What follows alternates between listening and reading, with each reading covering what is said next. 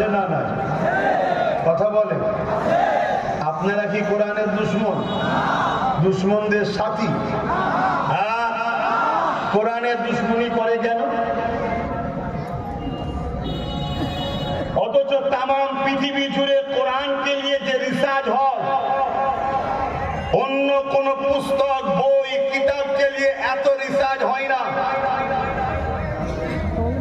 তাম পৃথিবী জুড়ে বছরে কয়েক মিলিয়ন বিলিয়ন ডলার টাকা খরচ করে কোরআন নিয়ে রিসার্চ চলছে, যাতে করে কোরআন থেকে একটা ভুল বার করা যায়। হে আমার যুব সমাজ, হে আমার আম্মা বোনেরা, ভাইয়েরা, বাবেরা, মন দিয়ে শোনেন। আল্লাহ রসুল বিদায় নেবে, নবী আমার জানালেন, আমি আপনাদের কাছে রেখে যাচ্ছি তিনটে জিনিস: কিতাবুল্লাহ আল্লাহর কোরআন, সুন্নতে রাসূলি আমি নবী আমার সুন্নত, তিন নম্বর হলো আহলে বাইতে আমি নবী আমার আহল আমার পরিবার। প্রথম নম্বর হলো কোরআন, কিতাবুল্লাহ।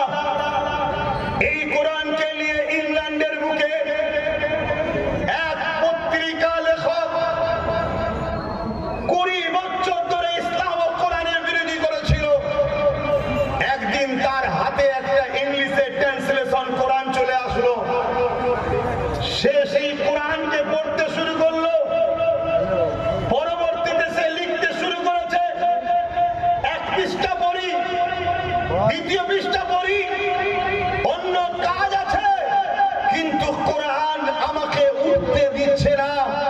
আমি ইসলাম ধর্মের ঘরের ছেলে নই, কোরআনের বিরোধী ছিলাম, কিন্তু কোরআন পড়তে পড়তে পড়তে একটা দিন আমি নিজে আজ লিখছি, কোরআন কোন মানুষের বাণী নয়, কোরআন হলো মহান স্রষ্টার বাণী। কোরআনের ভুল বার করতে গিয়েছিলাম, কিন্তু আমি নিজে বুঝতে পেরেছি কোরআনের ভুল নাই, আমার ভুল আছে। আমি কোরআন না মেনেছিলাম, আজ আমি সাক্ষী দিচ্ছি আমি কোরআনকে আল্লাহর কিতাব বলে মেনে নিলাম। জোরে বলো